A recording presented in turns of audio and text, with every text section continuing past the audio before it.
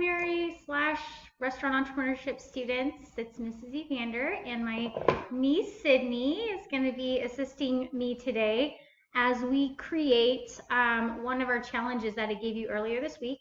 So your challenges were either to make one item off your food truck recipe or menu, and or do a challenge that you can use ingredients that you have in your pantry already. So since my example of my food truck was a Thai food truck, I can't do that right now because I don't have any of those resources. So I decided to take the challenge of looking in my pantry and trying to figure out if I have ingredients to make something. And what I came across was a depression chocolate cake, which sounds kind of dark, but it's called a depression cake because it was made during the Great Depression because of lack of resources. So you're not going to see typical things like eggs and butter in this cake. There's a couple of surprise ingredients that I think are going to be really interesting to try out. So first thing, I just want to show you what we have. We have our wet ingredients over here, which are vinegar. That sounds weird, but I'm going to explain why we have that. Vanilla and canola oil or vegetable oil. And our dry ingredients are salt, baking soda, flour, sugar, and non-sweetened cocoa powder. So I had all these things in my pantry, thank goodness. So wish me luck. So first things first, I'm going to have Sydney help me out by measuring the dry ingredients. So we're going to want to take one bowl for our dry ingredients, and then we're also going to use a different bowl for our wet ingredients. So I kind of like to use the measuring cups that all come together just because I'm not searching for various cups. So this is what I use, dollar store, 99 cents.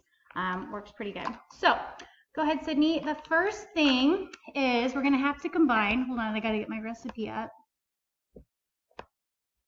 You look laggy. Not weird. Okay. So first thing is 1.5 cups of flour. So she's going to grab that. Well, I'm going to preheat the oven to 350. That's what my recipe says.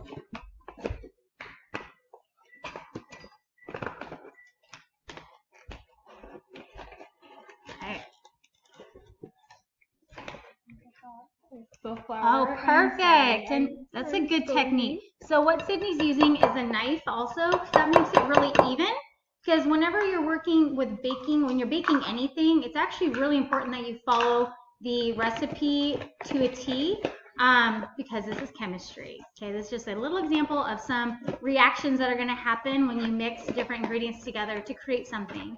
In fact, while Sydney's measuring that, I'm going to just tell you guys what the vinegar actually does in this cake. I was curious. I had no idea why you use vinegar in a chocolate cake. But according to Google, it acts as, well, vinegar is an acid. So when you're using vinegar with the baking soda, that's creating a reaction, which actually creates air. So it makes the cake fluffy. Typically, eggs will do that in typical cakes. But for this recipe, we don't have any eggs, so the vinegar is acting as our acid. Okay, so next thing we want to add is our sugar, and that's going to be 1 cup of sugar. She can use the same measuring cup since it's just dry ingredients. It won't really interfere with that at all, which is great. And while Sydney's getting the sugar, I'm going to grease my pan. You know, back in the Great Depression era, they didn't have Pam or these nice handy-dandy spray, I guess, containers. So they would use like Crisco or any kind of non-stick, which is usually some kind of fat or oil, like, yeah, I guess a fat base, so it wouldn't stick to pans. So that's just one thing. Back in the day, Crisco was kind of the way to go. Lard, that's another one that you could use when you're trying not to get things to stick. So next we have is the unsweetened cocoa powder. I know it's backwards, so it's hard to. So with the unsweetened cocoa powder, this ingredient is kind of funny because it's when you smell it, you're just like, Oh my gosh, this smells just like a Hershey candy bar. But when you actually eat it, it's very, very bitter. So just be aware of that when you're working with raw cocoa, not raw, but unsweetened cocoa powder. And it's very, very fine. So sometimes it's hard to get it all in your measuring cup. And in my kitchen, I don't care if things get messy. So I'd rather it be accurate and have stuff all over the place than kind of lumpy and not accurate. Oh, yep, I'm getting it everywhere. Yeah, no, it's all good. I'll see if I can get that. See how difficult it is? It's not easy. That's why I'm having Sydney do it. So it's a very fine material. Another one that smells really good is vanilla, but if you just taste it without not being in anything, it is not very good. Yeah, it's got a very bitter, like not very good taste, in my opinion. I don't know many people. Yeah, how about you've done that? Have you tried just vanilla straight up, Sydney? Yeah, actually I have. Yeah, I know. Yeah. And it's gross. It's really gross. It's gross.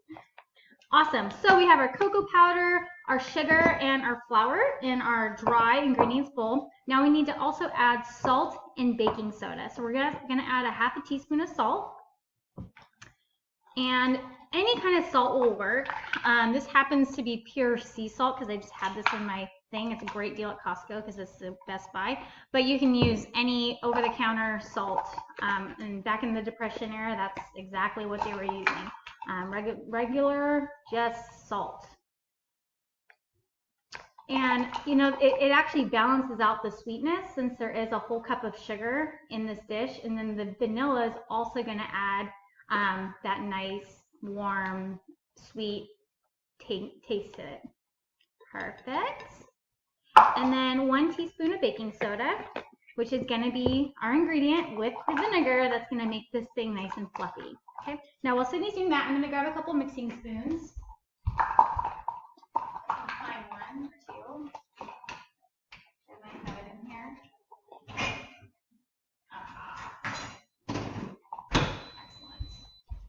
Okay. Perfect. All right. I think that's all of our dry ingredients. Okay.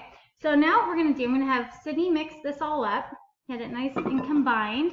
I'm going to move this dish out of the way. That's what we're going to use for our cake. And I'm just going to do this part with the regular old, so we're just going to go with this. Typically, you use a different measuring cup when you're measuring liquid, but I can't find mine. So actually, liquid measurement's a little bit more than dry measurement. So I just add a little bit extra when I'm using a dry measurement tool.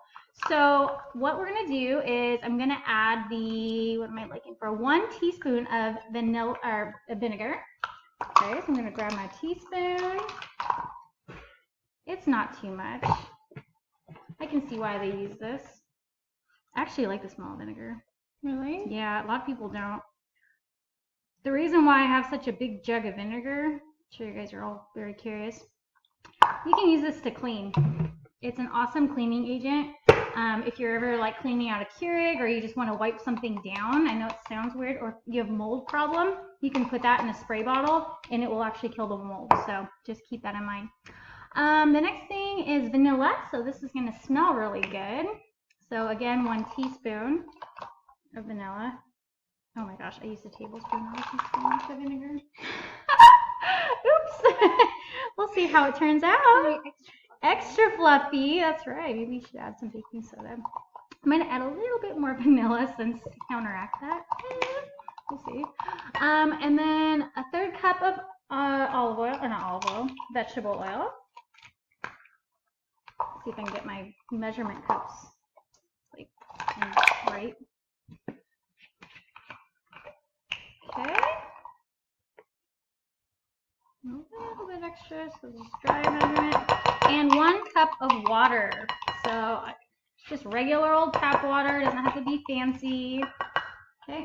And I'm actually going to bring my bowl over to the sink so I don't have to walk all the way back with my measuring. So I'll be right back.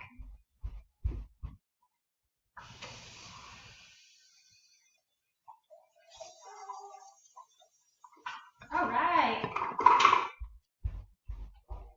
So you can see we have a nice mixture here. The oil is separating from the water.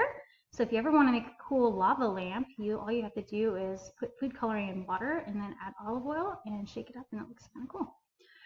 Okay, so now my directions say I need to completely combine both. So I'm going to just add this mixture while Sydney is stirring. See, we don't even need a mixer for this. It can all be done by hand. Go ahead, I'm going to let her combine that first. Then I'll slowly add the rest. I kind of like not using eggs. It's not as messy. Yeah, honestly. All right. I actually forgot about eggs. There was no eggs in I here. know. In fact, I got this recipe from, I was doing some searching, but my sister-in-law recommended it to me also. She doesn't eat dairy or eggs or anything like that, and she said it was really, really good. So I thought, might as well give it a try. So Sydney's going to be doing that. I'm going to place my bowl in the sink. I like to clean as I go when I cook, so that's just part of my thing. Okay. Awesome. It's looking great. So now oh my gosh, this pan is way too big. I did not read the directions. Okay, so we need an 8x8 pan. This is this is a 9x13, I believe, something along those lines. So I'm going to put that one away and grab a different one. A little bit smaller. Way too big.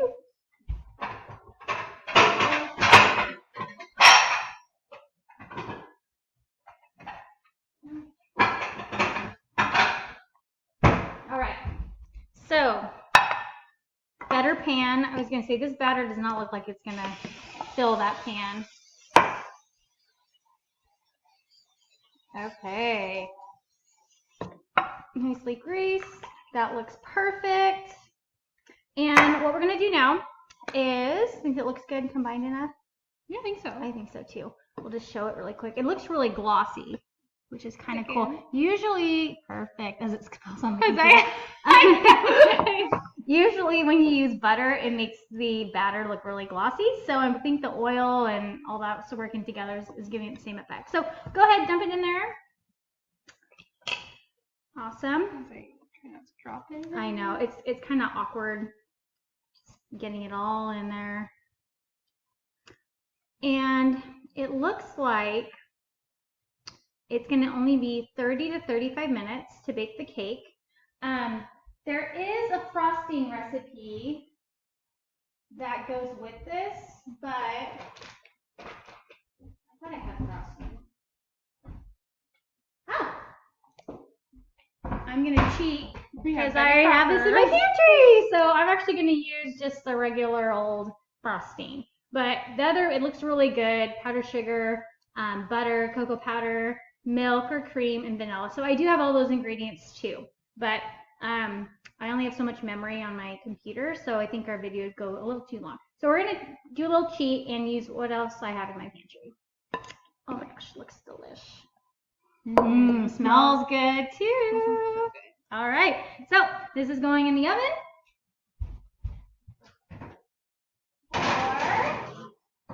for 34 minutes, because it said 30 to 35. And my oven is trying to die, so it takes a little bit longer for things to cook in there. So I will take a picture of my final product and put it in the Google Classroom. So I hope you all do the same. You don't have to record yourself, but it'd be really cool if you did. If anything, just make sure to take a picture and add it to the classroom in the folder. All right, thanks Sydney for all your help, and I miss you guys, and have a great day. Go Cards!